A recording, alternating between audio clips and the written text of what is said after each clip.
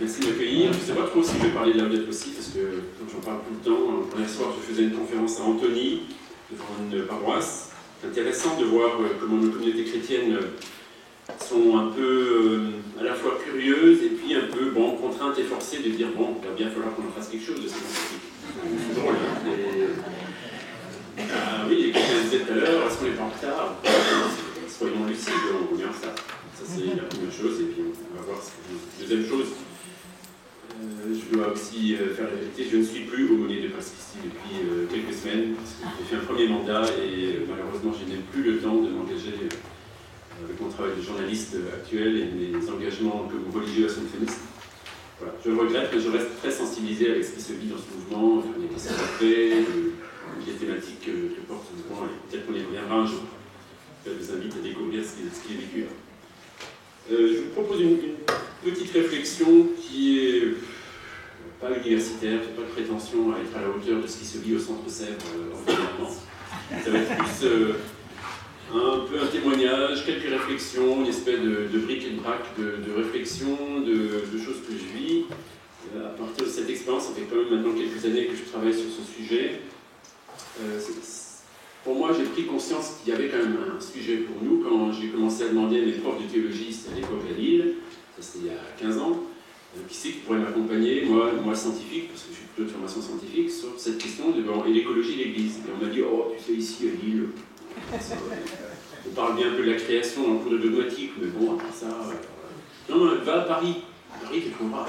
Donc je suis parti à Paris pour le deuxième cycle, j'ai demandé à la catho, il me dit, oh, tu sais, ici à la catho, il y a un peu de dogmatique, mais... Non, mais fais un deuxième cycle de dogmatique, ça te servira toujours, et puis après, tu réfléchiras par toi-même. Bon, voilà. Donc.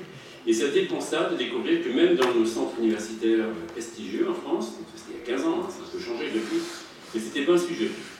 C'était pas une angoisse, c'était pas une quête, c'était pas... Alors qu'ailleurs, quand vous regardez un peu, moi j'essaye, quand j'ai le temps de faire ce travail sur un blog qui s'appelle Église et écologie, si vous voulez un peu voir ce que je fais, Église au pluriel, c'est pas innocent, et écologie au pluriel, c'est pas innocent non plus, parce qu'on parle de beaucoup de choses à la fois. Et quand on regarde un peu ailleurs, on voit qu'ailleurs ça a depuis longtemps bougé, dans la sphère anglo-saxonne, dans la sphère allemande, etc. Il y a des gens qui bossent depuis longtemps. Premier petit point. Deuxième petit point, puisqu'on était dans la date aussi l'émerveillement, et puis ça fera le lien avec ce qu'on a entendu tout à l'heure, je vous propose de regarder si ça marche. Suspense, l'angoisse, ouais, ça marche. Ce petit film que vous pouvez trouver sur Internet, vous le retrouverez sur YouTube sans problème. C'est un petit voyage intergalactique que nous allons faire. Nous partons de cette jeune femme qui nous regarde avec son beau sourire aux États-Unis, comme toutes les jeunes femmes aux États-Unis, et on s'éloigne. Et le film, c'est donc tous les 3 secondes, vous prenez 10 fois plus de distance, quelque chose comme ça. Voilà, on commence à voir la ville où elle habite. Donc on est à 10 km, 100 km, on voit le pays, les États-Unis. On commence à voir voilà, le continent qui émerge. On voit notre belle petite planète Terre. On s'éloigne, on entre dans le système solaire. On voit la Lune. On est à 1 million de kilomètres. On va voir les planètes qui arrivent. Voilà une astéroïde de passage. Voilà nos chères planètes, et voilà notre système solaire, comme on ne le verra jamais, hein, malheureusement. Là, le Soleil au milieu, on s'éloigne, on a vu Voyager, là, qui est l'objet qu'on a envoyé plus loin, et voilà notre système plus large, avec toutes les galaxies, et on voit notre Voie lactée qui se dessine peu à peu, avec les milliards de galaxies qui l'entourent. Voilà, ça c'est chez nous, 100 années-lumière. Voilà, notre Voie lactée est magnifique, n'est-ce pas? Sauf que ce n'est qu'une parmi des milliards d'autres. Hein, c'est un tout petit point dans l'univers. Hein. Et il y en a tant d'autres des Voies lactées de ce type-là, de toutes sortes, des millions d'années-lumière, 10 millions d'années-lumière. Voilà, et on arrive au bout, ça c'est ce qu'on arrive à voir à peu près aujourd'hui. Une espèce d'immense réseau, donc on ne sait pas exactement, avec de la masse noire au milieu, donc on ne sait pas ce que c'est. 10 milliards d'années-lumière. Ça fout un peu la trouille, donc vite, on rentre à la maison. On rentre, vite. Faut pas sauter. Où on est non, on se voit toujours pas, non, toujours pas, on avance, mais où on est rien finalement quand même, hein. On n'est rien du tout. Ah, la maison, on commence à voir, si, là, le plus petit point bleu, là, c'est chez nous. Là, voilà, la maison, vite, on rentre. Alors malheureusement, on rentre aux États-Unis et pas en France, mais bon, c'est quand même chez nous. Vite, on rejoint cette jolie petite jeune femme qui nous accueille avec son beau sourire, mais et si on allait voir sa vie intérieure? Alors on part dans l'autre sens maintenant. On rentre dans son œil, parce qu'elle nous a tapé dans l'œil, alors on rentre dans la pupille, et on voit le fond de l'œil avec cette belle veine rouge, avec les lymphocytes, et là les cellules blanches. On rentre dans ce lymphocyte merveilleux, et on voit le chromosome, donc l'ADN, enroulé, là, cette chose mystérieuse. On rentre, on est à 10 nanomètres. Voilà l'ADN, et on rentre dans l'ADN, on voit les molécules qui le composent, 100 picomètres, et voilà, on voit les orbites électroniques avec les électrons qui tournent autour, et au milieu un grand vide. Un grand vide. Qu'est-ce qu'il y a? Ah si, il y a un noyau quand même au milieu. Et on voit le noyau, et on rentre dans le noyau, 10 femtomètres, le neutron, les nucléons, voilà, et on rentre dans les quarks, et on ne peut pas aller plus loin aujourd'hui, à peu près, c'est la limite. Allez vite, on rentre, parce que ça aussi c'est un peu angoissant. Donc revenons à notre échelle, parce que ça c'est merveilleux à voir, mais en même temps ça fout un peu la trouille. C'est les grands abîmes pascaliens. Pascal qui contemplait l'abîme de l'immensité, l'abîme de l'infiniment petit, de l'infiniment grand. Voilà. C'est un bel outil pédagogique hein, que vous pouvez retrouver, cliquer sur internet, ça peut vous aider. Alors maintenant, je utilise un deuxième petit outil, si vous avez les moyens.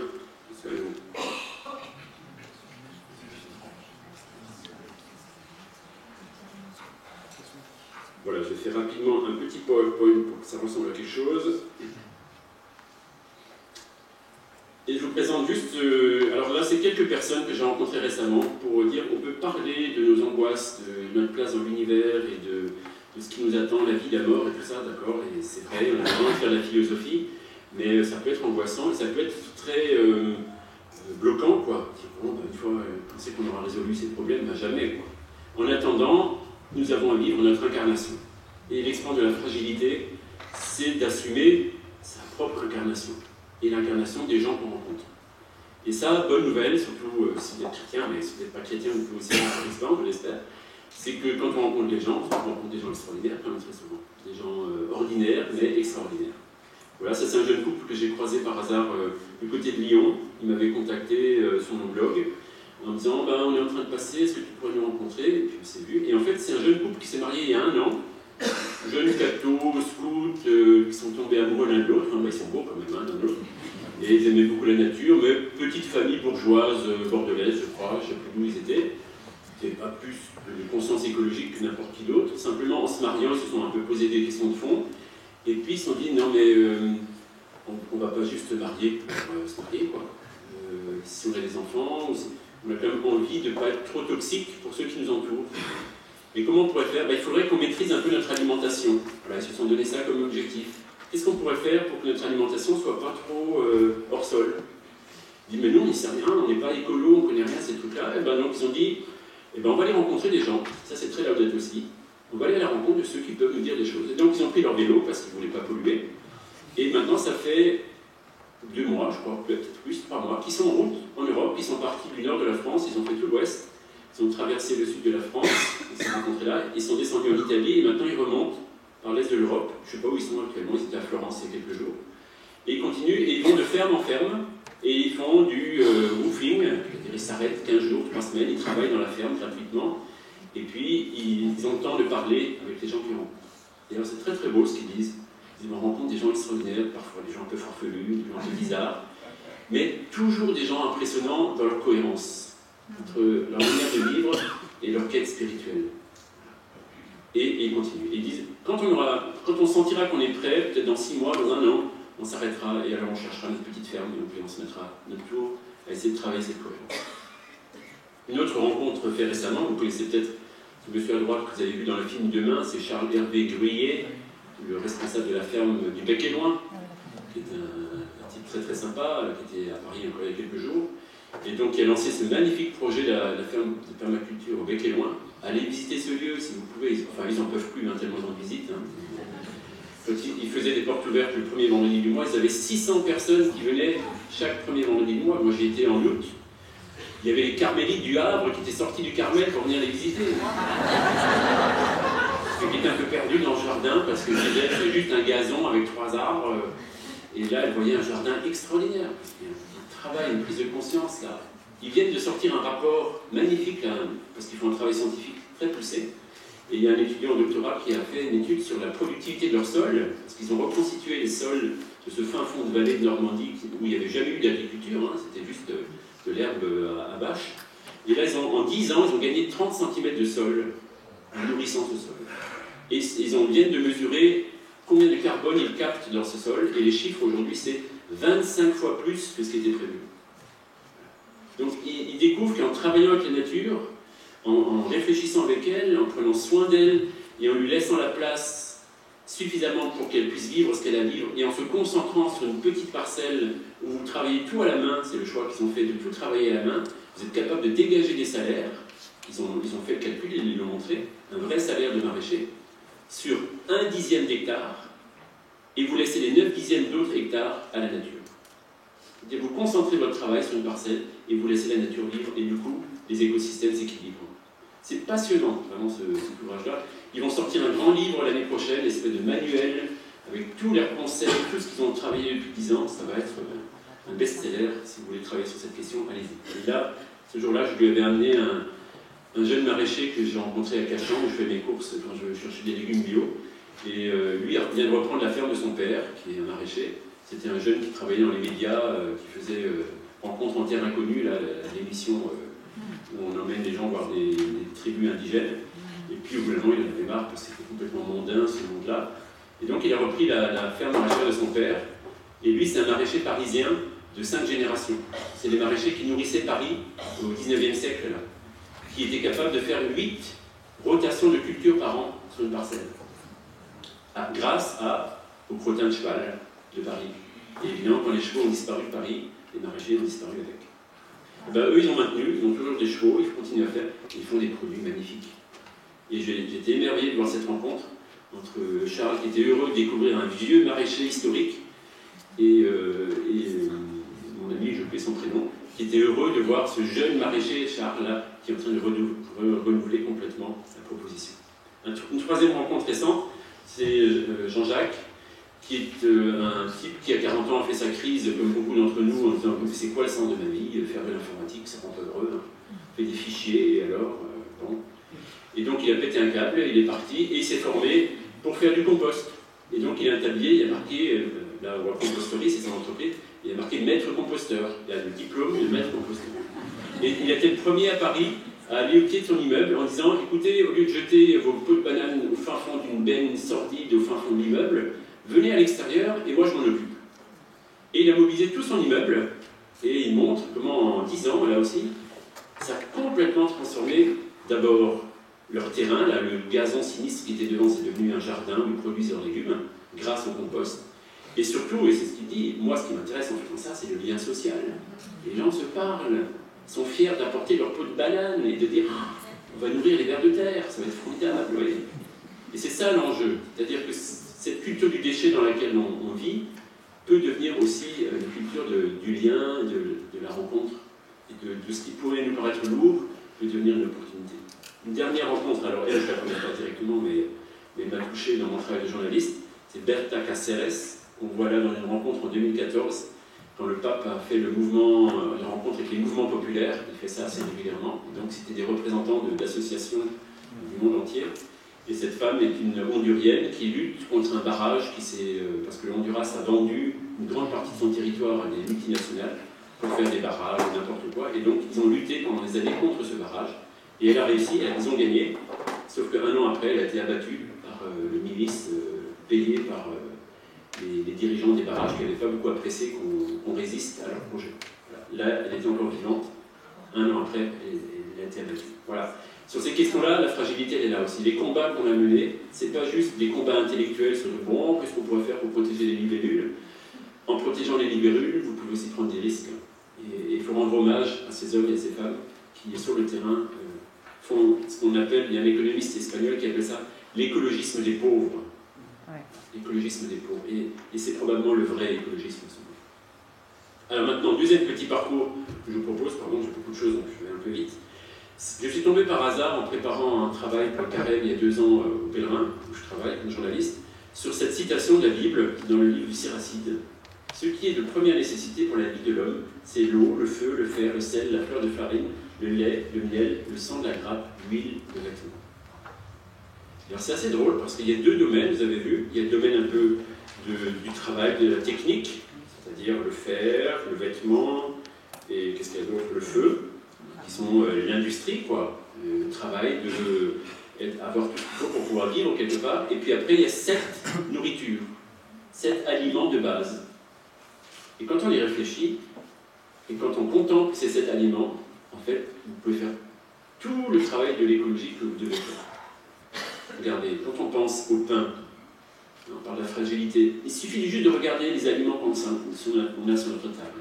Et de les regarder non pas comme le résultat d'une agro-industrie performante qui vous vend de la nourriture pas chère, mais sans vous dire exactement comment elle l'a fait pour y arriver. Mais quand vous regardez la fragilité de notre nourriture, et dans ce qu'elle a de beau, de sacramentel, de mystérieux, de communionnel, je ne sais pas si ça le dit, mais de nous invitant à contempler le monde entier, parce que si vous réfléchissez à ce que c'est que le pain, comment du blé, on a fait de la farine, et comment de la farine, grâce à de la levure, donc un organisme vivant, on en a fait la nourriture quotidienne de nos tables, et bien vous avez déjà de quoi faire. Et alors vous commencez à dire, mais d'où elle vient notre farine? Pourquoi dans les années 60, les grands minotiers et les grands céréaliers de la Beauce se sont mis d'accord pour faire de la farine blanche, parce que c'était moins cher, plus pratique, plus facile, et qu'aujourd'hui, 40 ans après, on se rend compte que c'est pas très bon pour la santé. Donc il faudrait peut-être qu'on change. Voilà, on a un magnifique levier, allez, on se met au boulot, on essaie de travailler sur notre pain, on essaie de travailler sur notre vin. Pourquoi nos vins ils sont contaminés par des pesticides à forte dose? Pourquoi on offre le pain et le vin de nos Eucharisties sans se poser ce genre de questions? Moi, ça fait plusieurs années qu'on cherche des hosties bio en France et on n'en trouve pas. Ça paraît con comme question, vraiment. Il y a beaucoup de gens qui s'y très contre la question. Mais je me rends compte qu'il n'y a aucun monastère qui s'est posé la question d'où vient notre farine. Ça serait peut-être temps quand même.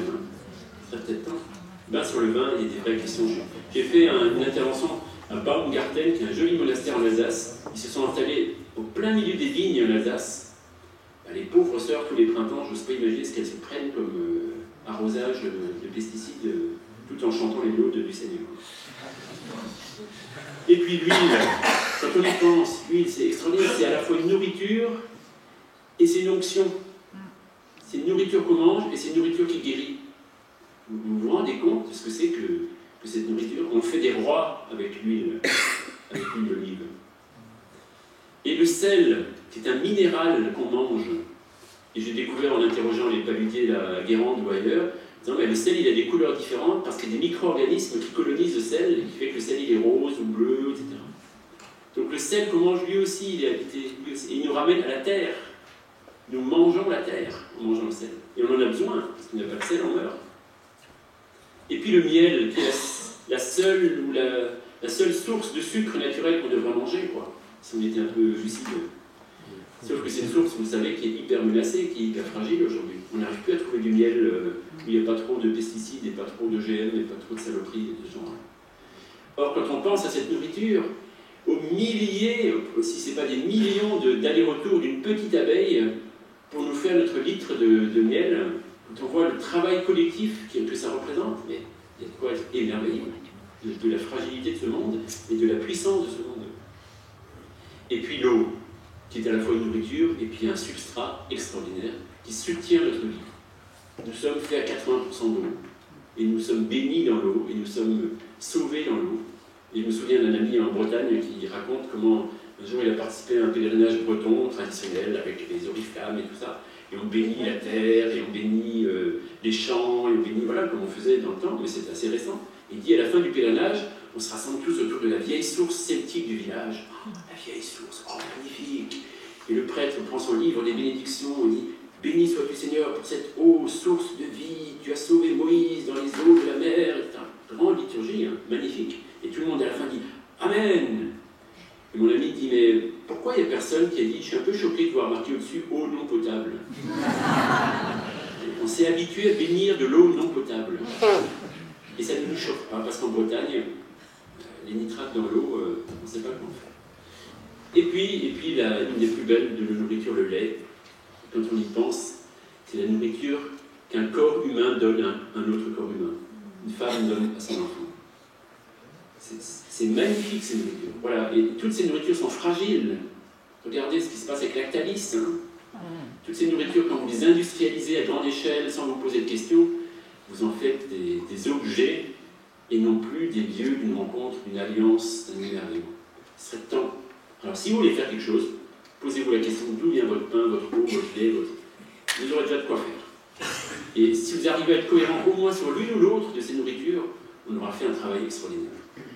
Et le jour où, dans ma communauté, ou dans la communauté de nos monastères, ou de nos paroisses, on arrêtera d'acheter du Sodexo, et on commencera à prendre une nourriture dont on est fier, je pense que, comme par hasard, on aura à nouveau des jeunes qui frapperont à nos portes. Moi, j'en suis persuadé. Allez, je rentre maintenant dans mon propos un peu plus de fond. C'était juste un peu d'illustration. Maintenant, une réflexion sur le thème qui m'avait été proposé, sur comment accueillir cette fragilité qu'on a vue tout à l'heure, ce monde à la fois extraordinaire de biodiversité, quand même, quel émerveillement devant la beauté de ce monde, et en même temps, dans cette crise douloureuse qui est la nôtre, de voir qu'on risque de la mettre à mal, cette belle biodiversité humaine. Il me semble que, en tout cas en introduction, je me suis posé la question, c'est quoi le mot que je mettrais en opposition de fragilité? Je ne sais pas, réfléchissez de votre côté. Moi, spontanément, peut-être qu'on mettrait le mot force. Je ne sais pas si vous êtes d'accord avec moi. Et en y réfléchissant, je me dis, je ne suis pas sûr. Je ne suis pas sûr. Solidité, peut-être, ouais, effectivement. En tout cas, pas force, parce que la fragilité peut être une force.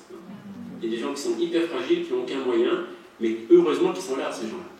Parce que c'est eux qui sauvent nos communautés, c'est eux qui sauvent le projet. Donc après, solidité, bon, c'est quoi être solide? C'est le rocher sur lequel il faut bâtir sa vie, d'accord. Il y a un autre mot peut-être qu'on peut mettre en face, qui est pérennité, ouais, donc ça c'est dans la durée. La fragilité c'est quelque chose d'instantané, de court, et puis le pérenne c'est quelque chose qui dure, ouais, intéressant. Et puis arrogance, alors là il y a déjà un jugement moral, hein, mais voilà, donc la fragilité serait du côté du bon, et l'arrogance, ça serait du côté un peu de la dureté du cœur. Ouais. Suffisance, dans le même ordre. Ouais. Humilité. Fragilité, à l'opposé, humilité, c'est intéressant. Je n'avais pas pensé à ça. Ouais. Creusez, hein, vous avez des bons sujets de retraite spirituelle. Hein. Intéressant. Moi, je me posais la question entre fragilité et puissance. Et peut-être encore mieux de toute puissance. Parce que ce n'est pas tellement la puissance au problème. On a le droit d'avoir du pouvoir, on l'a reçu. Le Seigneur nous a dit, vas-y, fais ton boulot, quoi. Sois un bon gardien, jardine cette terre. Et le travail, c'est une puissance. Il faut du boulot. Ceux qui travaillent la terre, ils savent que ça ne se fait pas à moitié, quoi. C'est fatigant. Il faut une puissance. Par contre, la toute-puissance, c'est autre chose. Et il me semble que justement, la fragilité, elle est l'opposé de la toute-puissance dans le sens où elle n'a pas les moyens de se défendre. Et que ce qui fait qu'on en est fragile, c'est qu'on ne peut même pas empêcher le mal. Et quand on voit la crise de la biodiversité, on a ce sentiment, alors, qui est peut-être l'autre bascule, qui est l'impuissance. Hein, le mot est arrivé plusieurs fois tout à l'heure. Face à la toute-puissance, on est sidéré, et donc on reste dans l'impuissance. Et donc peut-être qu'il faut qu'on rééquilibre là, et qu'on revienne dans la puissance. Et la vraie puissance, finalement, c'est d'assumer notre fragilité. Et non pas comme quelqu'un qui a du pouvoir pour écraser, pour imposer sa volonté, mais comme quelqu'un qui fait quelque chose de sa fragilité. Non pas en luttant avec les armes du mal, mais en renonçant aux armes du mal pour lutter. Ça, c'est quand même la voie chrétienne qui est si passionnante et si déroutante pour nous. Alors, quelques éléments, un tout petit parcours très rapide en réfléchissant à ça, et je prendrai ce qui vous paraît intéressant. Je me dis, regardons un peu du côté de nos textes, de nos sources, de nos textes bibliques. Et du coup, je suis allé voir même un peu du côté des psaumes, parce que spontanément, quand je pensais fragilité, puissance, c'est une tension, on sent très fort dans le psaume. Vous vous souvenez, le premier psaume qui ouvre le livre des psaumes? Heureux l'homme qui... Et il y a un exemple qui est juste derrière, sur l'homme juste, l'homme qui fait du bien, l'homme qui respecte son frère. Il est comme un arbre planté au bord d'un ruisseau, qui fait pousser ses racines. Une image de la nature. Mais de la nature fragile, parce qu'un arbre, ça reste fragile, et en même temps puissante. Une puissance de l'enracinement, d'une puissance de vie. Mais malheureux l'homme qui ne s'enracine pas comme ça, parce qu'il est comme la paille balayée par le vent. une autre image de la nature, de l'impuissance, une nature qui ne peut pas résister au mal, qui se fait balloter par le mal. Et alors ce qui est intéressant dans le livre des psaumes, c'est que le premier psaume nous annonce ça, ensuite il y a des psaumes qui rentrent dans notre drame psychologico-spirituel de qu'est-ce que je fais avec mon expérience d'humain face au drame du monde. Voilà, les psaumes chantent l'histoire d'Israël, l'histoire de nos histoires personnelles, les luttes, les échecs, les joies, les peines de nos vies, de manière souvent très déroutante. Et ce qui est très beau, c'est que plus on se rapproche de la fin, vers les derniers psaumes, on arrive sur les psaumes de la montée, vous savez, les psaumes 125, 100, je ne sais plus quoi, et à partir des psaumes 130, tout d'un coup, il y a un nouveau thème qui émerge, c'est la louange de la création. Et surtout dans les derniers psaumes, 148, 150, là je vous en montre, le 147, le Seigneur dénombre les étoiles, sur chacun il met un nom. Vous savez, la promesse d'Abraham, la descendance sera aussi nombreuse que les étoiles. Il soutient les humbles, jusqu'à terre il abaisse les infidèles. Retenez ça, parce que pour moi, ça c'est la clé. Entonnez pour le Seigneur l'action des grâces, jouez pour notre Dieu sur la cithare. C'est lui qui couvre les cieux des nuages, qui prépare la pluie pour la terre, fait pousser l'herbe sur les montagnes, donne la nourriture au bétail et aux petits du corbeau qui la réclament. Ce Dieu bienveillant qui fait que le monde est, et qui fait que la vie se donne, et se perpétue, et se transmet, dans des formes multiples et variées, et chacun avec sa grâce propre. Extraordinaire. Et ça, c'est la fin de l'expérience des psaumes. On est parti de l'expérience de la fragilité de l'humain qui doit apprendre à s'enraciner dans le Seigneur, et plus il avance dans sa vie spirituelle, et plus s'ouvre en lui l'action de grâce, le remerciement en disant mais que c'est bon d'exister. C'est peut-être pas super de devoir lutter contre le mal, mais foncièrement, ce qui est beaucoup plus important, c'est de se sentir bon d'exister. Et que la fragilité d'existence, parce que je sais que je suis né un jour pauvre, et que je mourrai un jour pauvre, et ça c'est quand même la fragilité constitutive de notre existence, cette fragilité elle est bonne, elle est belle. Et le dernier verset du livre du psaume 150, dernier verset, que tout ce qui respire loue le Seigneur. C'est quand même impressionnant, on parlait de biodiversité, elle est là. Que tout ce qui respire loue le Seigneur. Il serait peut-être temps qu'on prenne compte dans notre vie de prière, dans notre vie sociale, dans nos engagements, de tout ce qui respire autour de nous. Qu'on laisse respirer un peu ce monde. Qu'on lâche les baskets, tous ceux qu'on étouffe autour de nous. Deuxième petite étape, voilà les psaumes. On est 3, 4, hein. Je vais essayer de rester dans mon temps. Deuxième étape, ce qui est intéressant, c'est que cette prise de conscience, là, alors les exégètes me corrigeront, mais moi je ne suis pas exégète, on la retrouve un peu plus tard dans un des derniers livres de l'Ancien Testament, qui moi me passionne, ce livre-là, vraiment, je pense que je vais y passer beaucoup de temps sur ce livre, le livre du prophète Daniel. Un livre qu'on connaît un tout petit peu, qu'on chante tous les dimanches, presque dans les laudes, du grand hymne dont je vais parler. Donc Daniel, c'est un petit prophète du IIe siècle avant Jésus-Christ, et qui doit s'adresser à une petite communauté juive qui survit dans la terrible mondialisation grecque de l'époque. Et on leur dit, non mais les juifs, terminez là, votre circoncision c'est ridicule, allez au gymnase comme nous à poil là, et puis faites de la musculation, et arrêtez vos histoires sordides là, c'est ridicule quoi. Non, soyez beaux, forts, grecs, mangez grec, pensez grec, mangez des McDo grecs, et puis ça sera formidable quoi. Et quelques juifs disent « Oh bah oui, finalement, c'était pas mal de manger des McDo grecs, on reste dans l'air du temps, c'est sympa. » Et puis il y en a quelques autres qui disent « Ah non, non, si on commence à bouffer des McDo grecs, on est foutu, quoi. » Et comment résister? Alors certains prennent des armes, et puis ils sont trucidés, et puis d'autres résistent intérieurement. Et Daniel fait partie de cette communauté-là, qui essaie de donner des clés à sa communauté pour dire « Allez, ok, les puissants, ils sont puissants, mais ça dure qu'un temps, tout ça. Et nous, on tient. Et nous, on va attendre que tout ça, ça s'effondre, et on reprendra notre place. » Et donc on voit tout un ensemble de récits dans ce petit livre qui est complexe, qui a été écrit en araméen, avec des magnifiques récits un peu agadiques, des récits de morale juive. Et puis ensuite ça a été repris dans un contexte hébraïque. Il y a une deuxième langue dans ce texte, qui est en araméen, en hébraïque, et puis une troisième couche en grec. Vous voyez, Daniel qui voulait lutter contre les Grecs, les Grecs sont même arrivés dans son texte. Et dans la partie grecque de ce livre, au chapitre 3, il y a un épisode terrible de ces 3 enfants juifs qui sont accueillis à la cour du tyran de cette époque-là. C'est un récit romancé. et qui, et le tyran fait comme on faisait tous les tyrans, essaie de laver le cerveau de ces jeunes juifs brillants intellectuellement, mais il veut leur faire oublier leur culture. Et donc ils acceptent un certain nombre de compromissions. Par contre, manger la viande des idoles, alors ça non.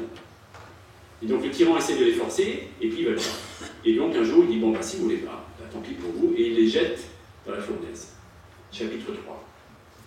Et en pensant, bah ça y est, j'ai gagné, j'ai détruit ces 3 enfants qui me résistent. Et là, de manière mystérieuse, ces enfants ne sont pas détruits, et ils s'expriment dans la fournaise. Et ils disent ça. Tu as dit que tu rendrais leur descendance aussi nombreuse que les astres du ciel. Tiens, vous avez, on retrouve, on l'a vu dans le psaume tout à l'heure, la promesse d'Abraham. Or, nous voici, ô Maître, le moins nombreux de tous les peuples, humiliés aujourd'hui sur la terre à cause de nos péchés. Voilà la fragilité. On ne peut pas empêcher le tyran de nous détruire. On ne peut pas. Et on l'accepte. Il n'est plus en ce temps ni prince, ni chef, ni prophète, plus d'holocauste de sacrifice, plus de boissons, ni d'offrandes d'encens, plus de lieux d'offrir nos prémices, etc. Mais avec nos cœurs brisés, nos esprits humiliés, toute la grande prise de conscience des prophètes, voilà le vrai sacrifice. Voilà comment de notre fragilité d'être humain, on fait une puissance de sacrifice pour la bénédiction de la terre. On remet de la vie là où on nous fait mourir. Et alors démarre ce magnifique cantique que nous chantons dans la liturgie des heures. Béni sois-tu, Seigneur, à lui haute gloire, louange à toi éternel. Vous les anges du Seigneur, bénissez le Seigneur, vous les cieux, vous la terre, vous le soleil, vous la lune, vous les animaux, vous les prés, vous les minéraux, vous les tout. Et nous les humains, bénissez le Seigneur.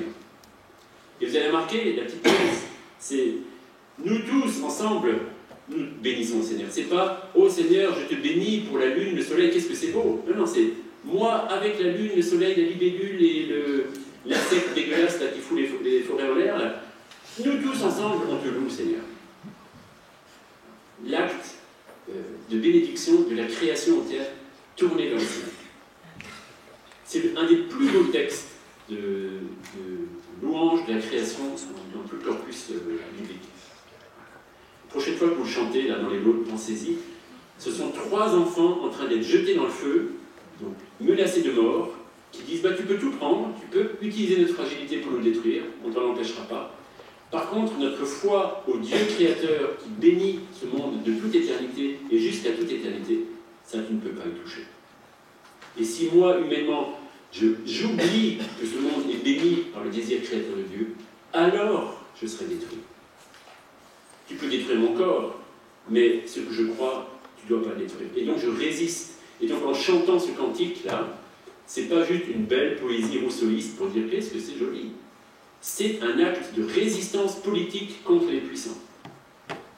La louange, la bénédiction pour la création du monde, c'est un des plus grands actes de résistance politique contre la violence des puissants. La Berta Cáceres, tout à l'heure, quand elle luttait contre son barrage, c'est ça qu'elle faisait. Tu ne détruiras pas la rivière de mon peuple, qui est pour nous un lieu sacré, qui est respectable, et tu n'as pas le droit, pour faire du fric, de détruire tout ça. Et puis, à partir de là, on arrive quelques siècles plus tard à une autre résonance de ce texte. Donc on était là chez Daniel, au IIe siècle avant Jésus-Christ, et on retrouve une résurgence de cette conviction-là, et de ce cantique d'ailleurs, dans un des plus beaux cantiques du Moyen-Âge, vous voyez de qui je veux parler, François d'Assise. Dans son beau texte, qui date des années 1260, à peu près, on ne sait pas bien, on n'a pas la date précise, en tout cas dans les dernières années de sa vie. François est malade, parce qu'il est un peu tiré sur la corde, hein. Vous savez qu'il ne s'est pas beaucoup préservé, et il est malade des yeux, il a une infection des yeux qui fait qu'il est obligé de rester à la maison, dans une chambre obscure, il ne peut plus sortir, et là c'est assez drôle, les biographes racontent que les souris venaient lui courir sur le corps, et vous imaginez, hein, le truc terrible, et il n'en pouvait plus, il était malade, et il y avait des souris qui venaient lui courir sur le corps, et il maudissait ces souris tellement ça l'énervait. Vous voyez, François était humain, hein. Il n'était pas... Et puis au bout d'un moment, il se calme, et puis il demande à son frère de venir, écoute, mets quelque chose par écrit, et il met par écrit le magnifique cantique des créatures. Et c'est presque son testament. Et ce texte a été gardé vraiment très très précieusement par la famille franciscaine. Et Thomas de Sedano, qui est un des premiers biographes de François, parle de l'amour de François pour cette terre. Et voilà un extrait. François avait même du respect à l'égard des vers de terre. Des vers de terre. Il brûlait d'un immense amour car il avait lu cette parole exprimée au sujet du Sauveur. Moi je suis un ver, non pas un homme. Et donc à partir de ce verset biblique du psaume, François dit, bah alors les vers de terre, ils sont extraordinaires. Cette biodiversité des humbles, sur lesquels on marche dessus, qui grouille, et qui nous fait peur, et qui colle, et qui pue, mais c'est extraordinaire, parce que le Christ lui-même s'est identifié à ces vers, à ces araignées, à ces... Pour cette raison, il les ramassait sur la route et les cachait dans un lieu sûr pour qu'ils ne soient pas écrasés sous le pas des puissants. Que dire des autres créatures inférieures quand en hiver, de peur que les abeilles ne défaillent à cause du froid, il leur faisait aussi apporter du miel et du meilleur vin. Il exaltait pour la gloire du Seigneur leur efficacité à l'ouvrage et l'excellence de leur nature par un tel éloge qu'il passa bien souvent une journée entière à les louer, ainsi que toutes les autres créatures. De même qu'autrefois, les 3 enfants placés dans une fournaise de feu ardent, vous voyez, Cantique de Daniel, c'est bien ça qui a inspiré François d'Assise, invitaient tous les éléments à louer et à glorifier le Créateur de l'univers. Ainsi cet homme, plein de l'Esprit de Dieu, ne cessait-il pareillement de glorifier, louer et bénir le Créateur, les gouverneurs de tout et en tous, les éléments et en toutes les créatures. Et quand François chante les créatures, il chante les créatures comme un acte de résistance contre la violence du monde. Et vous vous souvenez comment Jean Baster, qui est un monsieur certainement peut-être connu, qui était monsieur qui est mort en 2013, qui a beaucoup lutté dans les dernières années de sa vie pour essayer de renouveler le discours chrétien sur l'écologie. Vous pouvez trouver ces petits ouvrages qui sont des petits traités d'écologie spirituelle magnifiques. Il en a écrit une quinzaine, ça se lit très très bien, c'est des petits coups de gueule de Jean Baster. Il écrivait ses livres avec sa femme, qui était morte 10 ans auparavant. Il dit « Moi je crois à la communion des saints ». Et donc il signait tous ses livres, Jean et Hélène Baster, jusqu'à sa mort. Et Jean, qui était un bon connaisseur de l'italien, il traduisait l'italien ancien, parce que François écrivait en ambrien, si vous l'écrivez dans vos prochaines soirées mondaines. Oui, François d'Assise ne parlait pas italien, il parlait ombrien. Et donc dans cet italien ancien, qui est très beau à lire, vous trouvez je ne sais plus comment on dit la phrase en italien, je ne parle pas italien, mais Laudato si o Signore per I fratelli sol. Et quand on traduit per I fratelli, comment on traduit en français? Et bien spontanément, on traduit, comme dans la plupart des textes, loué soit-tu Seigneur pour Frère Soleil, pour Sœur Lune, pour les gazelles, pour les biches, pour les ça. Et là, vous avez une théologie qui est juste, quelque part, mais qui est une théologie. Vous dites, ah, merci Seigneur. Il est où Seigneur aussi? Il n'y a pas de croix, là. Alors, il n'y a pas de croix dans cette salle. Bon, on va dire qu'il est là, le Seigneur. Il est là. Alors, loué sois-tu Seigneur. Oh là là, regarde tout ça, tout ce que tu m'as donné ici. Les gazelles, les insectes et tout ça, c'est tout ça pour moi. C'est des cadeaux, je te prie pour tout ça. Merci beaucoup de m'avoir donné tout ça, c'est formidable. Bon, j'ai un peu cassé la baraque. Hein. La biodiversité s'effondre, c'est pollué, le réchauffement climatique, tout ça. C'est con, hein. Pardon, je vais faire un peu plus de purgatoire, je crois. Mais bon, dans le fond, on s'en fout parce que tout ça ne sera pas sauvé. Donc, c'est toi et moi. C'est moi que tu vas sauver. Il reste des créatures, ils n'ont pas péché, donc ils n'ont pas besoin d'être sauvés. Ils vont disparaître dans la fin des temps. Voilà. Ça, c'est une théologie qui a beaucoup alimenté notre imaginaire collectif. C'est-à-dire qu'on est triste que la nature est malmenée. Mais dans le fond, ça ne nous empêche pas de dormir. Hein. Et nous, curés, ça ne nous empêche pas de ne jamais faire aucune homélie sur la nature pendant les 52 dimanches de l'année. Jamais. Parce qu'on s'en fout quelque part. Et puis il y a une deuxième théologie, quand vous traduisez Laudato si o Signore per I fratelli sol, vous pouvez dire loué soit du Seigneur par Frère Soleil, non pas pour, mais par Frère Soleil. Et là, vous retrouvez l'intuition du cantique de Daniel. Bénissez le Seigneur, soleil et lune, bénis le Seigneur. C'est-à-dire que toutes les créatures, dans leur dignité propre, ont une fonction première, par leur existence même de créature, de dire je dois ma vie à mon Créateur, et donc le fait d'exister est une louange permanente au Créateur. Ma fragilité de créature est une louange permanente au Créateur. Et donc moi, l'être humain, qui en plus ait un peu d'intelligence et un peu de conscience, même si, on l'a dit tout à l'heure, les choses ne sont pas aussi tranchées que ce qu'on imaginait aussi longtemps, mais on a quand même un statut très particulier dans la création, eh bien moi, mon rôle en plus, c'est pas d'être chef, c'est de permettre à tous ceux qui vivent avec moi à mes côtés de continuer à louer le Seigneur, de leur donner la place qu'il faut pour qu'ils fassent leur boulot de créature. Et bien ça, on l'a oublié depuis un bon moment, et c'est ce qu'on est en train de redécouvrir à travers tout ça, à travers la bête aussi. 5 minutes, c'est bon, je vais finir avec ça. Presque. Et voilà, je vous parlais de Jean Baster, un extrait d'un de ses textes. Aucune créature n'est inerte, passive ou simple automatisme privé de communication avec l'esprit. Un petit coup pour Descartes en passant. Voilà. Le penser est la grande erreur des cartésiens et de ceux parmi les scientifiques modernes qui, hors des nécessités méthodologiques, traitent les créatures non humaines en objets, finissant d'ailleurs par étendre à l'homme lui-même cette chute ontologique dans l'objet. Hein, on parle du transhumanisme et tout ça, c'est typiquement ça. Il n'existe pas d'objet, c'est-à-dire des choses sans âme, sous ce ciel et au-dessus des cieux. Toute créature a une âme. Ça, il va falloir que nous, théologiens, vous les théologiens, il va falloir bosser un petit peu. Qu'est-ce que ça veut dire? Toute créature a une âme. Je n'avais pas appris ça dans le catéchisme. Il y a un peu de lasse, Jean, il faut bien bousculer un peu nos consciences. Toute créature a une âme, car elle est conçue par Dieu et participe de quelque manière à l'image de Dieu. Elle ne peut d'elle-même s'en détourner, faute d'être libre. Seuls l'ange et l'homme sont libres et peuvent éloigner de Dieu les autres créatures en même temps qu'eux, mais aussi les y reconduire.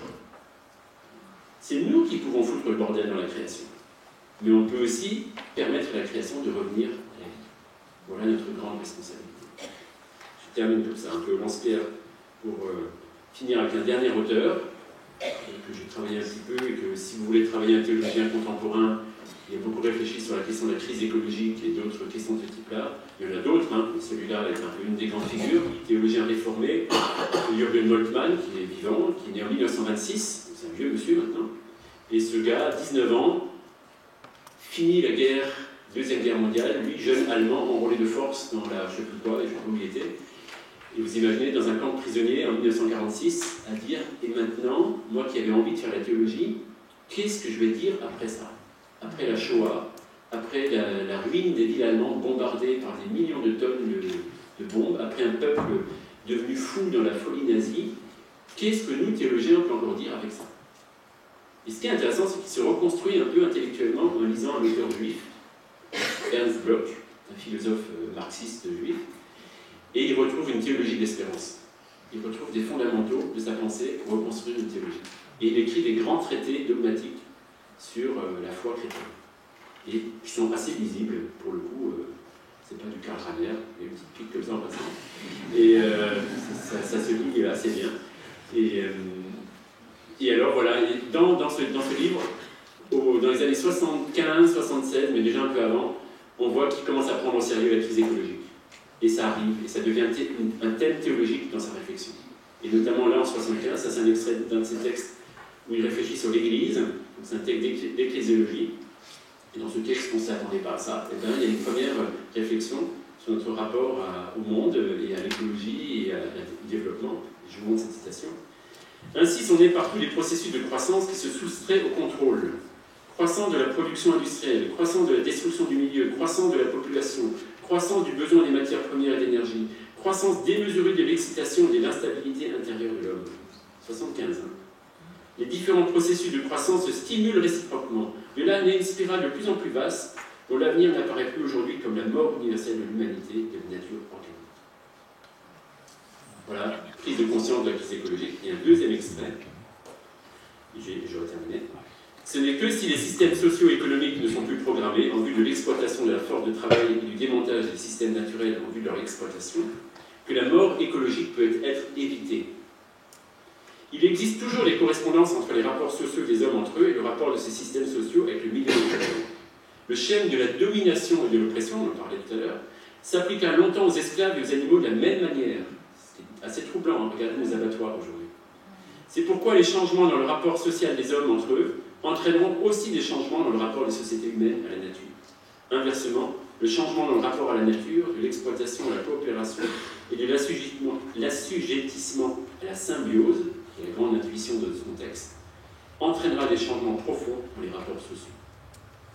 Je vous invite à retourner voir ces textes, à les chercher, à les lire, ça vous aidera beaucoup, ça vous donnera beaucoup à réfléchir. Ma conclusion, à partir de tout ça, je n'ai pas prétention à avoir une pensée synthétique sur ce que je viens de dire, mais simplement dire qu'on est parti d'une réflexion sur fragilité et, on a dit, violence, puissance, toute puissance, humilité, voilà, de pérennité, tout ça. J'avais mis en tension fragilité et toute puissance. Donc, comment tenir tête à la toute puissance qui nous habite, hein? La vieille voix du menteur qui dit « Mais non, tu peux te débrouiller tout seul, tu n'as pas besoin du Créateur. Tu es assez grand, tout ça c'est à toi, pourquoi tu tombes vers le Seigneur, tu n'en as pas besoin.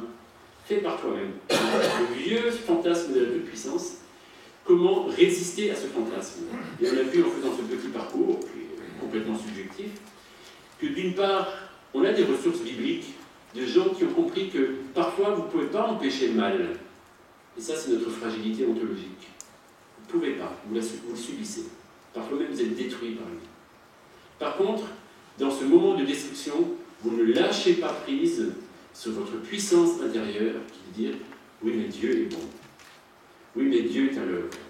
Oui, mais la création n'est pas terminée. » Et le mouvement profond de l'histoire qui est le mien, quand j'essaie de comprendre comment Dieu travaille, c'est ce qu'on l'a déjà vu tout à l'heure dans un extrait, mais c'est ce que nous dit une petite gamine de quel âge elle avait, 16 ans, 18 ans, j'en sais rien, à Nazareth, qui accueille la toute-puissance de Dieu dans la fragilité de son sein de femme, et qui comprend un truc un peu mystérieux.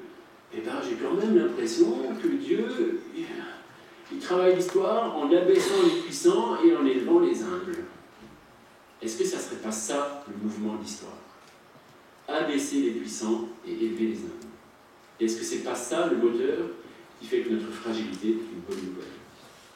Merci. Merci.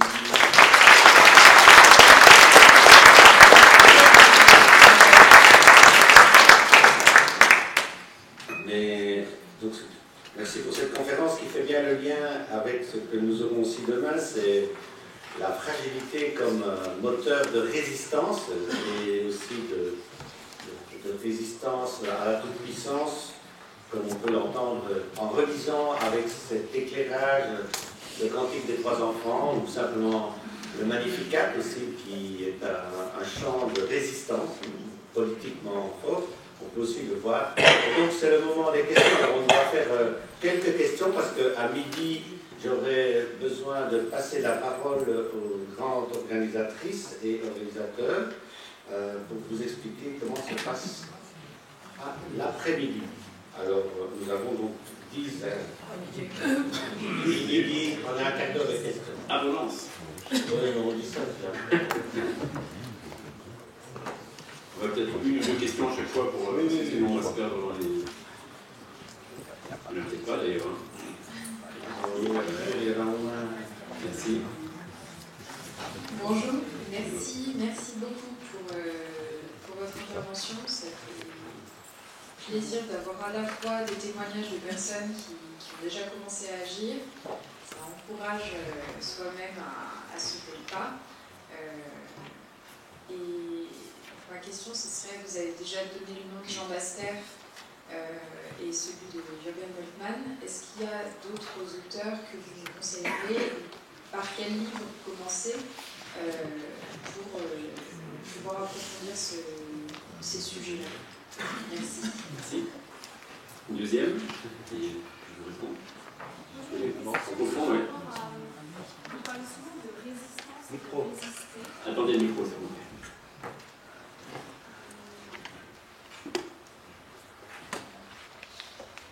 Vous parlez souvent de résistance, entre autres quand vous parlez de ces 3 enfants qui se font brûler.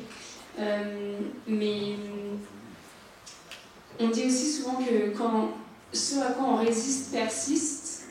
Et donc, si on veut ne pas donner d'importance au mal, ou s'en éloigner, si on veut résister à quelque chose qu'on ne supporte pas, qu'on ne veut pas supporter, quoi, est-ce que ça vaut la peine de résister et donc de lui donner de l'importance? Est-ce qu'il ne vaut mieux pas renoncer, c'est-à-dire se positionner de manière à accepter les choses telles qu'elles sont, mais choisir consciemment et librement de ne pas donner d'importance? Voilà, comment vous... Je ne suis pas sûr que ça s'oppose complètement. Hein. Ces 3 enfants dans la fournaise, ils se laissent faire. Hein. Et ils considèrent que genre, tu peux faire ce que tu veux. À croire qu'ils voulaient qu'on fasse contre une armée, on est impuissant. Est-ce que c'est un consentement au mal? Je ne crois pas. C'est juste un principe de réalité. C'est, voilà, que je peux crier tout ce que je veux. Alors après, je pense que les récits sont aussi un petit peu romancés. Hein. Vous jetterez dans la fournaise, je ne suis pas sûr que vous auriez la sérénité de ces enfants, mais ce sont des récits théologiques, des récits d'un enseignement agradique, hein, qui doivent nous dire quelque chose sur notre posture personnelle au quotidien de nos jours, quoi, hein. Parce qu'on n'est pas obligé d'être jeté dans une fournaise pour réfléchir à ça. C'est dans le quotidien, face à la corruption ordinaire, face à la puissance des petits chefs, face aux manipulateurs, face à ceux qui nous font croire des mensonges. C'est face à ces gens-là qu'il faut qu'on résiste. Et donc, effectivement, je pense qu'il n'y a pas qu'une seule posture. Hein, il y a des accompagnements spirituels qu'on peut vivre, ça sent bien. Il y a des moments, il faut résister de manière forte, en disant stop, arrête de marcher dessus. Et puis il y a des moments, il faut s'éloigner pour que l'autre ne peut pas marcher dessus. Donc il y a toutes les nuances. Donc je suis assez d'accord avec vous, hein, c'est pas qu'une seule posture. Et puis il y a l'autre question sur la bibliographie, beaucoup de choses à dire, mais en tout cas si vous partez de loin, si vous n'avez jamais lu ou si vous ne savez pas comment entrer, Jean Baster, je trouve que c'est un homme comme nous, qui était plutôt un homme de lettres, et qui grâce à sa femme qui était médecin, et qui avait compris qu'il y avait un problème entre santé et environnement, qui sont commencé tous les deux à travailler sur ce sujet, et lui du coup, en tant qu'homme de lettres, a commencé à écrire. Et c'est des très très beaux ouvrages, une théologie assez libre, mais assez stimulante. Après, il y a beaucoup d'autres. Si vous cherchez, vous pouvez venir sur mon blog, il y a beaucoup d'ouvrages qui sont présentés, mais il y a beaucoup de ressources. Hein. Les jésuites ont écrit des textes très très stimulants pour leurs chapitres généraux ces dernières années.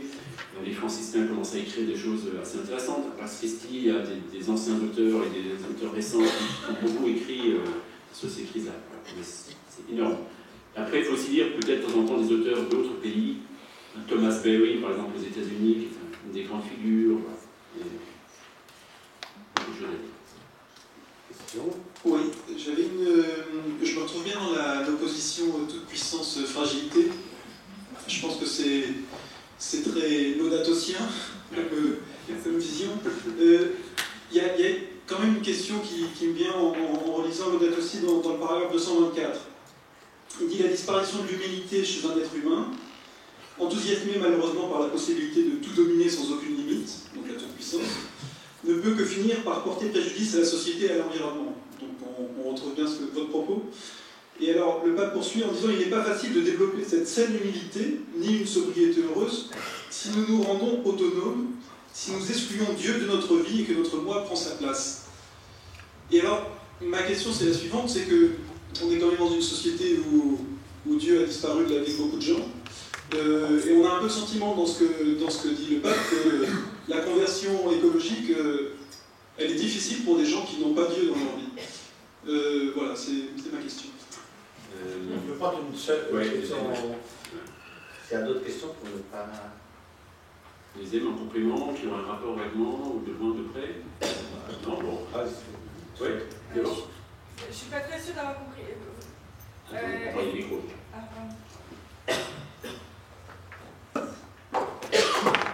Je voulais juste réagir, mais je ne suis pas tout à fait sûre d'avoir bien compris. Est-ce que la question c'était c'est difficile de faire une conversion écologique pour ceux qui n'ont pas Dieu dans leur vie? Ça pourrait presque être ça. Parce qu'en tirant un peu dessus, on pourrait arriver à ça. Okay. Parce que ça, je pense profondément que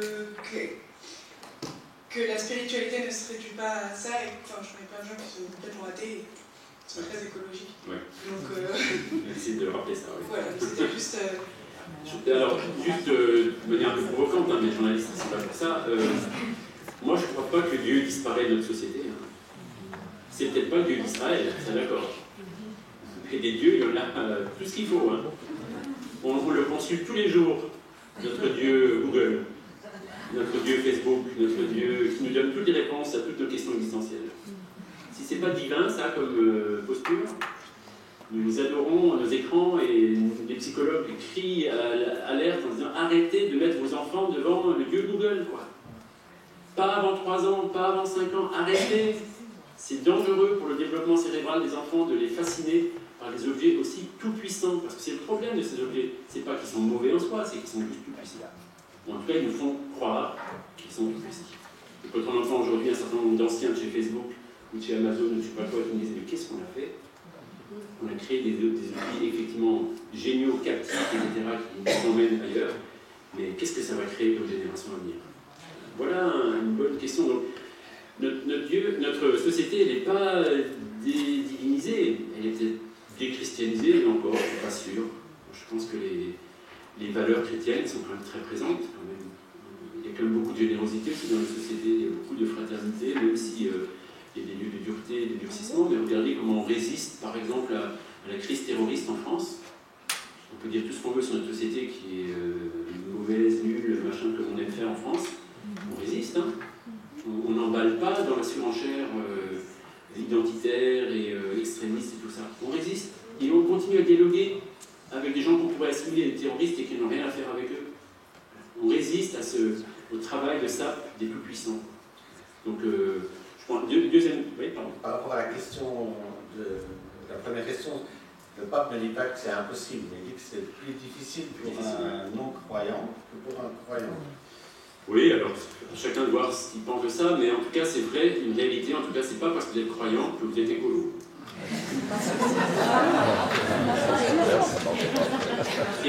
Et que comme souvent dans l'histoire, ce sont les non-croyants qui nous donnent un coup de pied au derrière en disant « Bon alors, quand c'est que vous allez être cohérent dans ce que vous dites, est-ce que vous faites tous les dimanches, vous dites « Je crois au Dieu créateur du ciel et de la terre », et moi je suis un zadiste de Notre-Dame-des-Landes, et je dis justement la terre, regarde ce qu'on est en train d'en faire là. Un aéroport idiot pour des gens d'un projet qui a 50 ans.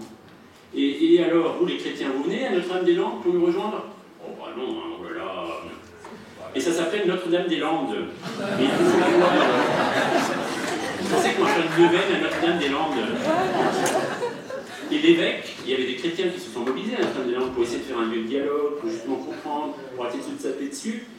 Et malheureusement, les prélats du coin, on ne peut pas le nommer, je m'en fous, c'est pas une question de personne. Ils disent oh là là, non, mais arrêtez là. Vous ne mêlez pas de cette histoire. Hein. La trouille d'être dans le vrai, dans la glaise. Quoi. Et je prends un deuxième exemple, le barrage de Sivins. Vous vous souvenez de cette histoire sordide de ce barrage que quelques agriculteurs voulaient construire pour faire un bel point d'eau pour irriguer leur maïs, alors qu'il y avait déjà 15 barrages sur la même rivière. Il en fallait un de plus pour encore des champs plus grands et tout ça. Et on le fait où? Sur une zone humide. Une éponge naturelle pour retenir l'eau, quoi. Donc vous arrachez de la zone humide et vous mettez un étang sordide avec de l'eau croupie à la place. Et vous êtes fiers parce que vous vendez du maïs qui se vend bien. Et vous avez quelques jeunes qui viennent et qui disent « Attendez, mais vous êtes dingue !» Je vous rappelle quand même que la loi française et la loi européenne interdit la destruction des zones humides.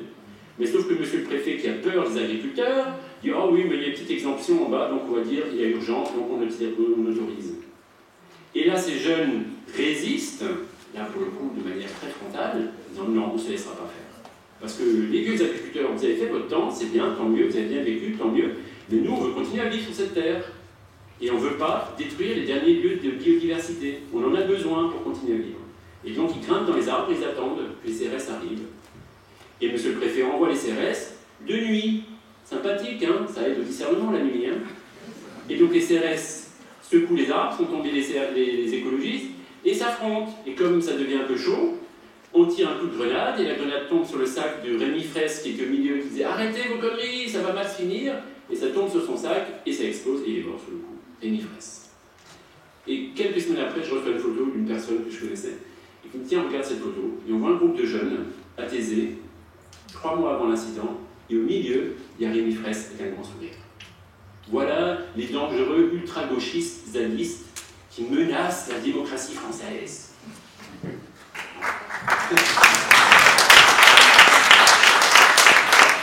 La politique, c'est demain. C'est aujourd'hui la politique. Il faut entendre ça au centre-Sèvres quand même. La politique, c'est demain.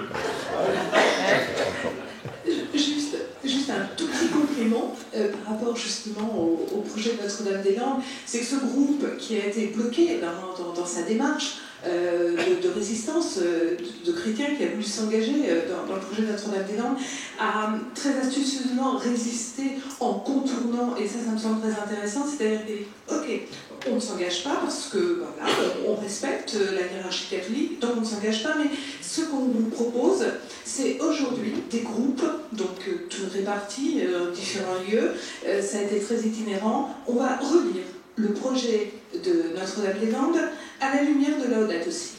Et voilà, et ce groupe a essaimé comme ça, cette réflexion, et à chacun en conscience de se positionner. Voilà, ça c'était intéressant. Et puis dans les points importants, donc tu as nommé le barrage de Sivens, tu as nommé Notre-Dame-des-Landes, j'ajouterai aussi le projet de Bure, si je peux en dire un mot. Il est temps que... Si vous avez un peu de temps, si vous avez envie de vous mobiliser, allez à Bure. Il est temps qu'on se réveille là. On ne va pas attendre qu'on nous remette un projet pour 3 millions d'années, là, comme nous allons, ouais, non mais le nucléaire, on met au fond d'un trou, on oublie. Hein. Franchement, quand c'est qu'on va se réveiller, je ne fais pas de politique en disant ça. C'est juste une question, est-ce qu'on est moralement autorisé à faire un projet dont la deadline la plus courte, c'est 100 000 ans? Est-ce que vous pouvez engager moralement l'avenir des générations futures sur 100 000 ans? Alors moi, je suis allé visiter ce trou-là, qu'on est en train de construire, avec des beaux ingénieurs qui sont brillants et qui font très bien leur boulot, hein, et qui nous expliquent que, bon, alors, le problème juste, c'est que, alors on fait des trous, et puis on va mettre des trucs radioactifs qui chauffent, là, qui vont se refroidir au bout de quelques millions d'années, et on met des sondes pour mesurer la température, pour surveiller qu'il n'y a pas de problème, parce que c'est un problème, il faut qu'on redescende et qu'on sorte, et puis il faut qu'on trouve une solution. Ah, bon, d'accord. Alors on met des sondes. La durée de vie des sondes, 40 ans. Voilà. Mais sauf qu'entre-temps, on aura bouché le trou, et puis on aura mis un beau panneau, un monument à Monsieur le Ministre en haut, en disant la gloire de la technologie française. Arrêtons ça. Enfin, là, moi, je me mobilise, je m'engage un peu politiquement, et je considère que là, au minimum, je ne vous demande pas de plus d'être d'accord de mon avis, mais au minimum, il faudrait que les chrétiens se forment, parlent, s'engagent, dialoguent, et ne se laissent pas enfumer en permanence par le langage technocratique qu'on nous vend à longueur de journée en disant « Dormez, braves gens, tout va bien ». Arrêtons de nous laisser enfumer. Par hommage pour Berta Cáceres et pour ces milliers de gens qui, dans les pays du Sud, luttent contre les multinationales qui détruisent leurs terres. Et alors, quand ça se passe chez nous, si on se laisse faire, alors arrêtons d'aller au CCFD, arrêtons de financer ce groupe catholique, parce qu'on est incohérent. Quand ça se passe chez nous, c'est aussi scandaleux que quand ça se passe chez eux.